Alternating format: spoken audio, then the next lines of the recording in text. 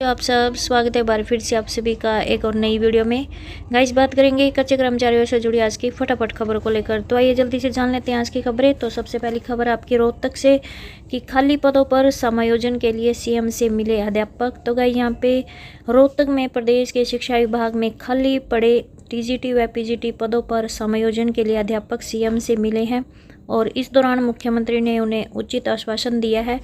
और हरियाणा कौशल अध्यापक एसोसिएशन के प्रधान मुकेश सैनी सिरसा व अन्य पदाधिकारियों ने यहां पे बताया कि शिक्षा विभाग में कार्यरत हरियाणा कौशल रोजगार निगम के अध्यापक काफ़ी संख्या में हटा दिए गए हैं और विभाग के पास जहां अभी 15,659 पदों के साथ 36 कस्तूरबा गांधी बालिका विद्यालय, हरोई व मॉडल संस्कृति स्कूलों के लगभग सभी पद रिक्त है और उन्हीं पदों पर हरियाणा कौशल रोजगार निगम को 3427 पदों पर टीजीटी व पीजीटी अध्यापकों की भर्ती के लिए बोला गया है। तो ऐसे में अध्यापकों ने यहां पे सीएम से मांग किया कि इन अध्यापकों को खाली पदों पर समायोजित किया जाए। नेक्स्ट अपडेट आपकी देख लीजिए फतेहाबाद से कि कर्मियों की ऑनलाइन हाजिरी लगाने के आदेश, संघ ने किया विरोध। तो गई यहाँ पे नगर पालिका कर्मचारी संघ इकाई फतेहाबाद की मीटिंग संघ के यूनियन कार्यालय में इकाई प्रधान विजय डाका की अध्यक्षता में हुई है और बैठक में कर्मचारियों की मांगों व समस्याओं को लेकर विस्तार से चर्चा की गई है और आगामी आंदोलन को लेकर रूपरेखा बनाई गई है।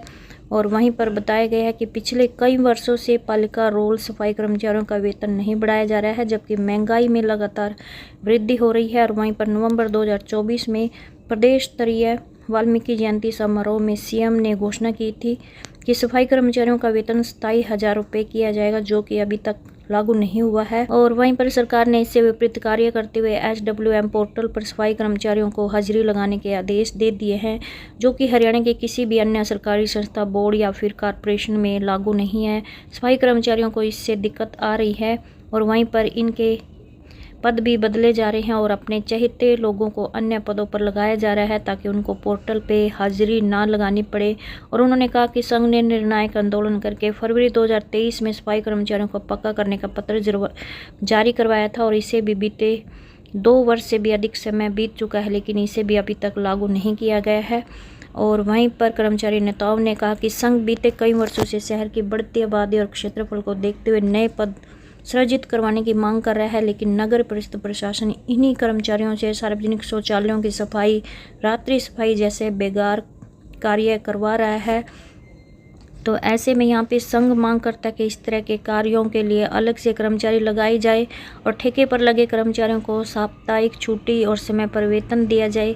मांग मुद्दों को लेकर संघ द्वारा सभी कर्मचारियों की जर्नल हाउस की मीटिंग मंगलवार को 2 बजे नगर परिषद प्रांगण में आयोजित की है, जिसमें आंदोलन की रूपरेखा तैयार की जाएगी। और राज्य वरिष्ठ उप प्रधान रमेश तुसामड ने बताया कि राज्य कमेटी भी SWM पोर्टल से सफाई कर्मचारियों की हाजिरी लगाने के आदेश का विरोध करते हुए ज्ञापन भेजा है और निदेशक अगर पोर्टल के पत्र को वापस नहीं लेते तो नगर पालिका कर्मचारी संघ हरियाणा जल्द एक बड़ी राज्य स्तरीय कन्वेंशन करके आंदोलन का आगाज करेगा।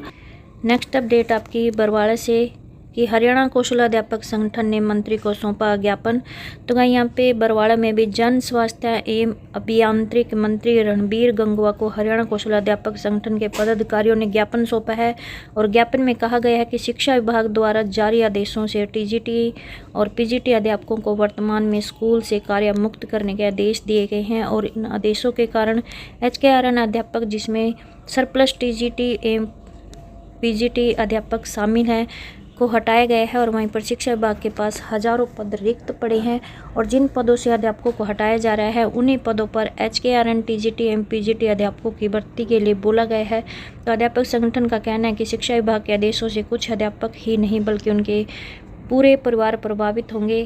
तो ऐसे में इन अध्यापकों को खाली पड़े पदों पर समायोजित करने का कार्य है जो किया जाए। नेक्स्ट अपडेट आपकी देख लीजिए कि किसी कर्मचारी को हटाया नहीं जा रहा, विपक्ष युवाओं को गुमराह कर रहा है। तो गाइस यहाँ पे कल भाजपा के मुख्यालय शिफ्ट होने के सवाल पर मुख्यमंत्री ने कहा कि इससे कार्यकर्ताओं को बड़ा लाभ मिलेगा। कार्यकर्ताओं और लोगों के चंडीगढ़ में काम होते हैं तो इस कार्यालय से काफ़ी मदद मिलेगी। और इसी दौरान एक अन्य सवाल पर मुख्यमंत्री नायब सिंह सैनी ने कहा कि हमारी सरकार ने HKRN के 1,20,000 युवाओं का जॉब सुरक्षित किया है। किसी भी कर्मचारी को हटाया नहीं जा रहा और विपक्ष खाली गुमराह करने का काम कर रहा है। और सीएम ने ये भी कहा कि अगर किसी को कोई शिकायत है तो वह जांच का विषय है। नेक्स्ट अपडेट आपकी रोहतक से कि कर्मचारियों की मांगे नहीं मानी तो राष्ट्रीय हड़ताल में भाग लेगी यूनियन। तो यहाँ पे government PWD mechanical workers union registrar number 41 Haryana के राजा गंगाराम मोहन व मास्टर चीफ जर्नैल सिंह ने बयान जारी करते हुए बताया कि Haryana government PWD mechanical workers union के 16वें प्रतिनिधि सम्मेलन में भविष्य के लिए आंदोलन की दिशा तय की गई है और इसी को ध्यान में रखते हुए 20 मई को राष्ट्रीय हड़ताल से पहले राज्य सरकारी कर्मचारियों की न्यायोचित मांगों का समाधान नहीं किया तो वे भी हड़ताल पर रहेंगे। और उन्होंने कहा कि विभागों में रिक्त पदों पर नियुक्तियां बंद कर दी गई है, जबकि हर महीने प्रदेश में अलग अलग विभागों के सैकड़ों कर्मचारी सेवानिवृत्त हो जाते हैं, लेकिन सरकार एसएस बोर्ड के द्वारा रेगुलर भर्ती नहीं कर रही है। वहीं पर सामान्य पात्रता परीक्षा को प्रदेश के मुख्यमंत्री ने फरवरी माह में आयोजित करने का आश्वासन दिया था, लेकिन अभी तक इस मुद्दे पर भी सरकार कोई कदम नहीं उठा पाई है। जन स्वास्थ्य अभियांत्रिकी विभाग के बुनियादी कार्यों को भी दूसरे विभागों में स्थानांतरित किया जा रहा है। ग्रामीण जल सेवाओं के वितरण सहित अन्य कार्य पंचायतों के हवाले कर दिए गए हैं। मैकेनिकल डिवीजन की कर्मशालाएं बंद होने के कगार पर हैं और पहले बरसात का सीजन आने पर मैकेनिकल डिवीजन से जल भराव को रोकने के लिए पंपिंग मशीनरी की व्यवस्था करने की जिम्मेदारी मार्च अप्रैल के महीने में लगा दी जाती थी, लेकिन अब सरकार इस तरफ कोई भी ध्यान नहीं दे रही है। तो यूनियन ने यहाँ पे निर्णय लिया है कि जब तक प्रदेश में नियमित भर्ती नहीं होगी लगातार आंदोलन चलाया जाएगा। सरकार यूनियन के पदाधिकारियों से एक वार्तालाप नहीं कर रही है, इसलिए government PWD mechanical worker union के सम्मेलन में भी तीनों विभागों में आंदोलन को तेज करने का निर्णय लिया गया है। नेक्स्ट अपडेट आपकी देख लीजिए, जो कि जींद से है कि HKRN टीचर्स को रिलीव करने के विरोध में आंदोलन करेगा संघ। तो यहाँ पे अक्षर भवन में रविवार को हरियाणा विद्यालय अध्यापक संघ की बैठक हुई है और इसका मुख्य एजेंडा HKRN में लगे अध्यापकों को रिलीव करने, चिराग योजना, रैशनलाइजेशन और जल्दी ट्रांसफ़र करने पर चर्चा हुई है। 15 से 25 अप्रैल तक खंड स्तर पर जो धरना और प्रदर्शन करने का आह्वान किया गया है। जिला प्रधान हैप्पी मोर ने कहा कि यदि समय रहते सरकार नहीं जागी तो धरने प्रदर्शन जिला स्तर पर और राज्य स्तर पर भी किए जाएंगे और हड़ताल व प्रदर्शनों की शुरुआत राष्ट्रीय स्तर पर भी करेंगे। और वहीं पर कहा कि कई विद्यालयों के सब समस्त स्टाफ की ड्यूटी मार्किंग में लगा दी गई है, जो कि सरासर गलत है। नेक्स्ट अपडेट आपकी देख लीजिए, जो कि आपकी चंडीगढ़ से है कि सैलरी के पैसे नहीं है, अब निगम में होगी छटनी। इंजीनियरिंग डिपार्टमेंट से निकलेंगे 604 कर्मी और मई तक अलग अलग इंजीनियरिंग विंग्स से इन कर्मियों को नहीं मिलेगा सेवा विस्तार। तो गए यहाँ पे 300 से अधिक कर्मचारी पहले ही निगम से बाहर हो चुके हैं और 14% कर्मी बढ़ गए थे पिछले वर्ष। रेगुलर से कहीं ज़्यादा आउटसोर्स की सैलरी पर निगम का खर्च। तो यहाँ पे नगर निगम की वित्तीय हालत खराब होने का खामियाजा आउटसोर्स कर्मियों को भुगतना पड़ रहा है और अब निगम में जमकर छटनी हो रही है। इंजीनियरिंग डिपार्टमेंट से 604 कर्मचारियों को नौकरी से निकालने की सूची तैयार हो चुकी है और इंजीनियरिंग विभाग की अलग अलग विंग में कार्य को देखते हुए स्टाफ की ज़रूरत का आंकलन किया गया है और इस आंकलन के बाद अलग अलग विंग से स्टाफ कम किया जाएगा। सबसे अधिक स्टाफ पब्लिक हेल्थ विंग से करीब 373 कर्मी निकलेंगे और इसके बाद हॉर्टिकल्चर और रोड डिवीज़न से स्टाफ निकलेगा। आउटसोर्स के स्टाफ का अनुबंध जैसे ही ख़त्म होगा यह अपने आप सेवाओं से बाहर हो जाएंगे और इन कर्मियों को आगे सेवा विस्तार नहीं मिलेगा और 31 मई 2025 तक ये करीब 604 कर्मी सेवाओं से बाहर होंगे और अलग अलग समय पर स्टाफ के अनुबंध खत्म हो रहे हैं। तो 90 फाइटर व ड्राइवर पहले निकाले जा चुके हैं। पहले fighter and rescue service department से 90 फायर फाइटर और ड्राइवर निकाले जा चुके हैं। 31 मार्च के बाद इनकी सेवाएं समाप्त हो चुकी हैं और 200 ऐसे कर्मचारियों को निकाला गया था जो 60 वर्ष के बाद भी अपनी सेवाएं दे रहे थे।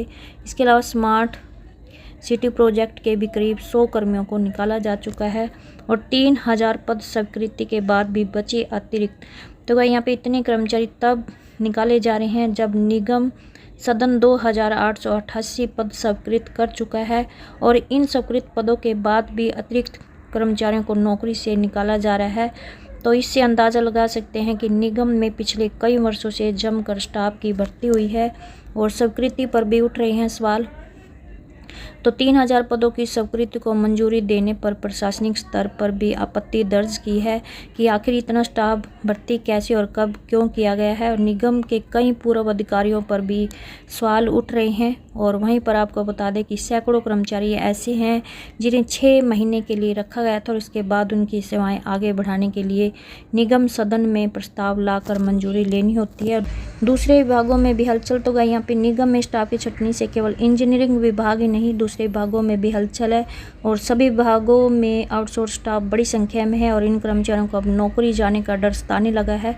कई विभाग इंजीनियरिंग विभाग की तरह अपने स्वीकृत पदों को बढ़ाना चाहते हैं और सदन की अगली बैठक में इन विभागों के स्टाफ स्वीकृति से जुड़े प्रस्ताव भी आ सकते हैं। तो यहाँ पे ये दिए हुए हैं कि 5 वर्ष में बढ़े निगम के कर्मचारी, ये आप डाटा देख सकते हो। नेक्स्ट अपडेट आपकी देख लीजिए जो कि चंडीगढ़ से है कि मुख्यमंत्री जी पता कर ले कि 1.20 लाख में से कितने को मिली जॉब सिक्योरिटी। तो गाइस यहाँ पे गलियारे में चर्चा हो रही है कि मुख्यमंत्री नायब सिंह सैनी ने विधानसभा चुनाव से पहले 1.20 लाख अस्थायी कर्मचारियों को जॉब सिक्योरिटी देने का कानून बनाया था और विधानसभा में भी विधेयक पारित किया गया और राज्यपाल की मंजूरी के बाद अधिनियम अधिसूचित भी कर दिया गया है। अब गलियारे में चर्चा हो रही है कि मुख्यमंत्री नायब सिंह सैनी और मुख्य प्रधान सचिव राजेश खुल्लर के इतने गंभीर प्रयासों के बावजूद भी अधिकतर विभागों, निगमों, बोर्ड में पात्र कर्मचारियों को जॉब सिक्योरिटी नहीं दी जा रही है क्योंकि विधेयक में कहीं भी आउटसोर्स पॉलिसी पार्ट 1 नहीं लिखा है, सिर्फ आउटसोर्सिंग पॉलिसी पार्ट 2 और हरियाणा कौशल रोजगार निगम लिखा हुआ है।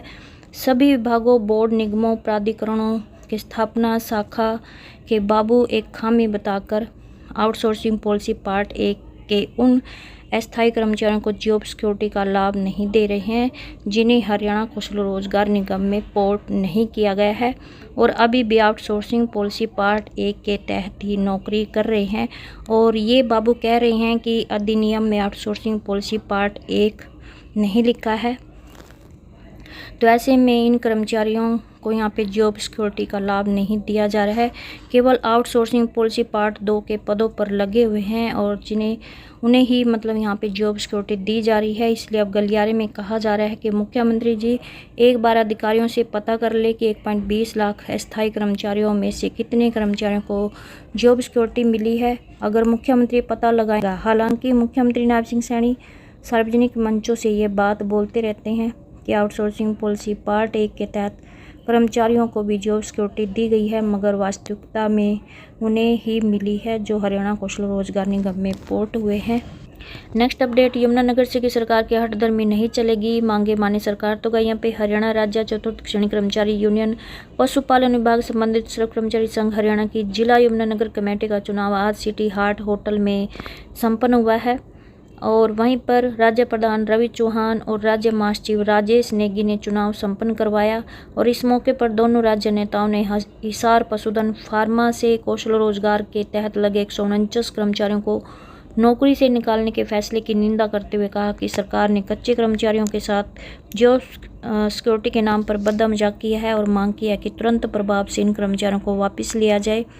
सरकारी फरमान का विरोध करते हुए कहा कि पूर्व में भ्रष्टाचार और कर्मचारियों को वर्दी के कपड़े आदि को लेकर होने वाली तंगी से लड़कर कर्मचारी यूनियनों ने इसे सैलरी में जुड़वाया था, लेकिन सरकार ने फरमान थोपते बिल जमा कराने की नीति से कर्मचारियों के लिए गैर जरूरी परेशानी खड़ी कर दी है, जिससे भ्रष्टाचार को बढ़ावा मिलेगा।